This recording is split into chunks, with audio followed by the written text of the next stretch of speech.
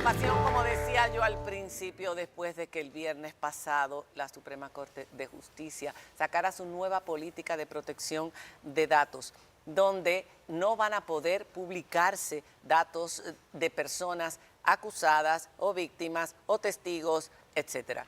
Quisimos entender, porque cuando uno lo lee, nosotros no sabemos de esto, pero la prensa, y es normal, dirá, bueno, ¿y qué va a pasar con la gente que tenga dinero, con la gente que quiera proteger su identidad, con los pobres, la diferencia entre los ricos y los pobres? Eso era algo que se estaba manejando durante todos estos días. Por eso tenemos con nosotros al honorable magistrado Bernabel Morissette, quien fue parte precisamente de la elaboración de esta política de datos y es juez presidente de la Corte de Apelación de Niños, Niñas y Adolescentes de La Vega, además de profesor universitario. Bienvenido, magistrado, gracias por estar con nosotros. Gracias por invitarme. Ya usted vio el revuelo que esto causó, todas las protestas de personas que llevan años luchando contra la corrupción y se preguntan cuál es el objetivo de esta política de privacidad o de anonimato para las personas que sean juzgadas a la hora de ser condenadas. Explíquenos en qué consiste. Bien, gracias por invitarme. Encantado de estar de este lado ahora del televisor en compañía de ustedes. Quisiera primero cambiar la expresión anonimato por anonimización, porque resulta que no se trata de anonimato. Es anonimización. Anonimización. O sea, son procesos que se realizan en materia de protección de datos cuando se requiere establecer algún marco de tratamiento en datos personales, en determinados documentos o determinadas realidades. ¿De qué se trata esta política que el Poder Judicial ha aprobado? Se trata de establecer que para aquellos documentos, sentencias, que se publican en el boletín judicial o que por algún motivo generan una publicación obligatoria por parte del Poder Judicial, que es un documento histórico, el boletín judicial, que es un documento destinado a la difusión del pensamiento de la Suprema Corte de Justicia convertido en jurisprudencia, o sea, cómo la jurisprudencia va marcándose y cómo va generando determinadas interpretaciones, que en ese boletín judicial se genere un proceso de tratamiento de datos donde las personas no se vean expuestas de manera irrazonable. Esto no implica en modo alguno anonimato, toda vez que, por ejemplo, en materia de libertad de prensa, que es una de las grandes preocupaciones que se pueden estar generando, está garantizado el acceso de la prensa a los procesos judiciales. Y a las sentencias íntegras. Está garantizada la libertad de prensa y el acceso a la información pública relevante, incluyendo la sentencia. Con el tema de la sentencia, tenemos que ver que con el proceso de automatización y con el proceso de digitalización que se está llevando a cabo en el Poder Judicial, estamos generando la capacidad de sistematizar una gran cantidad de información. Situación que no veíamos antes cuando el expediente era de papel, porque estaba en un anaquel, estaba en un archivo. Sin embargo, ahora está en un sistema informático. Entonces, ¿qué capacidad tiene aquel que se da la tarea de captar información, de recoger información para cuestiones malsanas, de tener todos los datos de María Cela Álvarez porque participó en un proceso? Entonces, como testigo, por ejemplo. Como testigo, por ejemplo, o como perito, o como en cualquier otra de las situaciones. Incluyendo la dirección. Dirección, familiares, teléfono, correo electrónico. O sea, es una gran cantidad de datos que estamos sistematizando. Entonces, en el cambio de este fenómeno de administración de justicia hacia una justicia digital, y ahora mismo estamos trabajando en estos días con un proceso de automatización de muchos de los productos judiciales, se hace necesario ir a la par con esta necesidad de proteger a las personas que acuden a la justicia, de algún modo minimizando los datos. Cuando digo minimizando los datos es generando desde el mismo tribunal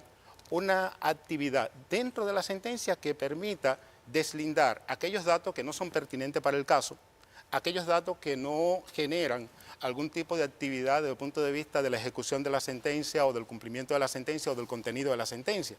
No quiere esto decir que la identidad de las personas vaya a desaparecer completamente del expediente o vaya a desaparecer completamente de la sentencia que se conserve en el tribunal y que la libertad de prensa pueda ejercer su acción de buscar, de acudir a las fuentes noticiosas o de acudir a los datos a la información pública relevante. Lo que estamos sí velando es que un documento como el boletín judicial no se convierta en un instrumento para que las personas queden innecesariamente expuestas, por poner el caso. Para entender un poquito, bueno, para ver si entendimos bien, magistrado.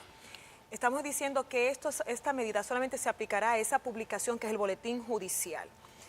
No es vinculante a la parte del Ministerio Público, ni tampoco a los abogados que llevan un caso. Es decir, ese proceso continuará de manera natural como se ha hecho siempre. Solamente cuando se vaya a emitir ese boletín, que es cuando hay una sentencia al final, ustedes tendrán esa reserva de esos datos que usted mencionó que se consideran personales. Pero todo el proceso podrá ser seguido de manera habitual. El juicio que es público y oral seguirá siendo público y oral. Efectivamente. Los nombres estarán expuestos como se han expuesto siempre, pero no de parte de ustedes en esa sentencia. Efectivamente. Entonces, esa es una parte. Una parte. Cuando usted hablaba de datos personales, mencionó alguno, ¿qué se va a considerar como datos personales que no van a estar en ese documento final? De los acusados, por ejemplo, condenados. Bueno, de manera circunstancial pueden aparecer datos que sean necesarios para una sentencia, Sí. porque el objeto litigioso está vinculado a esa información, y datos que no son necesarios para esa Una sentencia. persona de corrupción. Una persona que, exacto, por ahí vamos a decir lo mismo. bueno. Una persona que comete actos de corrupción, que ha lavado mucho dinero, muchísimo dinero, y que tiene un sinnúmero de propiedades. Sus propiedades, su teléfono, su dirección, su nombre, su apellido, todo lo concerniente, el objeto del delito, en fin, ¿todo eso aparecerá o todo eso desaparecerá? Bueno, va a aparecer aquello que sea parte del delito. Por ejemplo, En el caso que acabamos de plantear.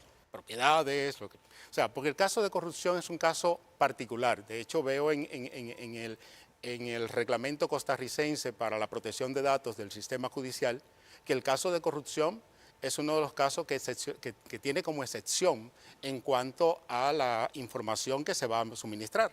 O sea, no permite anonimizar, no permite... Entonces, ¿No se va a permitir anonimizar ese tipo de casos? son casos relevantes, son casos que... En la publicación, quiero decir. Pero hay una pregunta, perdón. ¿Eso queda a criterio de la Secretaría del Tribunal? ¿Eso es igual para todos? ¿Cuál es el criterio para decidir en qué casos se anonimizan datos y en cuáles no? ¿Cuál es el criterio ahí? No, en el marco de la publicidad del boletín judicial, hay allí un proceso del tratamiento de la información por el carácter histórico que tiene este boletín judicial.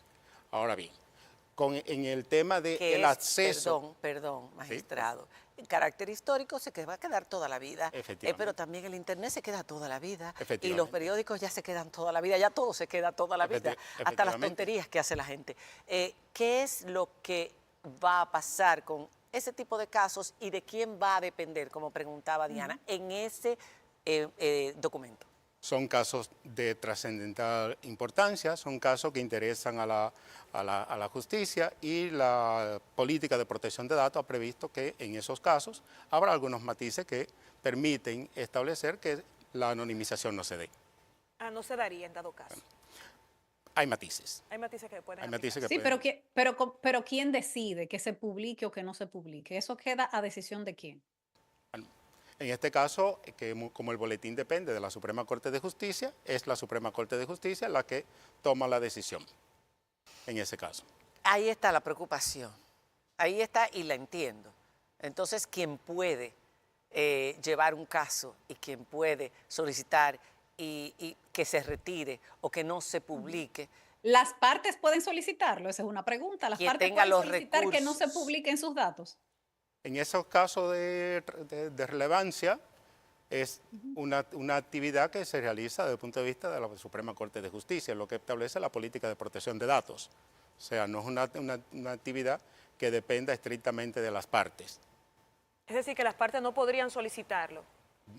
Queremos que a fulano que fue condenado se le omitan los datos cuando publican el boletín. que salgan solo sus iniciales y que no salgan los datos de todos los bienes, etcétera. No está sometido al control de las partes. Ok.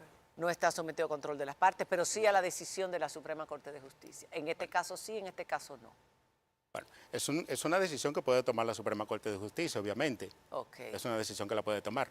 Pero en regla general lo que estamos planteando es que el acceso a la información pública, que el acceso a la información de trascendencia pública, aquella que sirve para establecer una opinión pública imparcial, esté garantizada para la libertad de prensa. No van a quedar exentos las empresas, es decir, las personas jurídicas, los datos de personas jurídicas Es- o empresas ya que no se les aplica la normativa de protección de datos. Sí. Eso sí saldrá. Eso saldrá. Eso sale. Ahora, Eso sale. magistrado, una última pregunta para que estemos claros de cómo funcionaría un proceso. Nosotros como periodistas y los que nos están viendo en público. Un caso grande de corrupción, como los muchos que estamos viendo en los últimos meses y años. Imagínese usted que mañana se destapa otro. El caso X, el caso, qué sé yo, Mantarraya, como le gusta al Ministerio Público ponerle nombres marinos. Estalla el caso Mantarraya, el Ministerio Público va a poder decir quiénes son los imputados, va a poder decir los bienes que le están incautando, va a poder decir de qué se le está acusando, va a poder decir todo eso sin ningún problema. Efectivamente, la política de protección de datos no entra en el marco de la separación de funciones. El Ministerio Público conserva toda su autonomía, conserva toda su autoridad y el proceso será público en la medida en que la ley así lo prevé. Recordemos que la Constitución de la República ha establecido unos parámetros acerca de los criterios de publicidad de los procesos penales y en qué momento todo eso es público y la prensa podrá seguir acudiendo a los tribunales a ver los procesos y podrá seguir acudiendo a esa información A tener acceso a los relevante. expedientes, exacto, y tener acceso a los expedientes. Tener acceso a los expedientes como lo ha tenido siempre.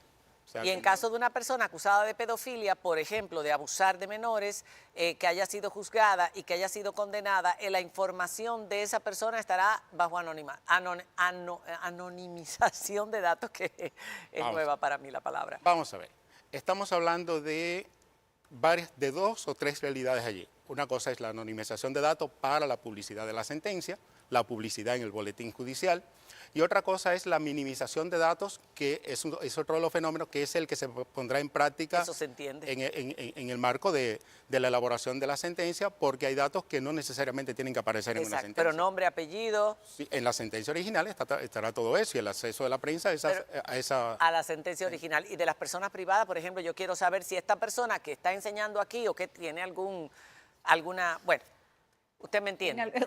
La entiendo perfectamente y ese acceso a la información pública relevante estará disponible siempre para la prensa. Muchísimas gracias, magistrado, por haber estado con nosotros. Esperamos que todos hayan entendido. Haya aclarado algunas de las dudas. Que no haya quedado ninguna duda. ¿Usted quiere decir algo más? No, agradecido de que nos den esta oportunidad de conversar acerca de esta política de protección de datos que se convierte en un hito bastante importante. Creo que es un proceso que nos permite un escenario de armonización entre libertad de prensa, derecho a la intimidad, derecho a la protección de datos y generar un espacio de discusión como estos. Abre una amplia puerta para que libertad de prensa y el derecho de las personas a su buen nombre, a su reputación, también puedan encontrar ese espacio de armonía. Muchísimas gracias. Hacemos una pausa y cuando regresemos tenemos aquí a Marcos Díaz. Vamos a hablar del dopaje en el deporte, sobre todo en el béisbol en República Dominicana, que le ha costado la vida a muchos chicos, no solamente al más reciente, apellido Ureña. Ya volvemos.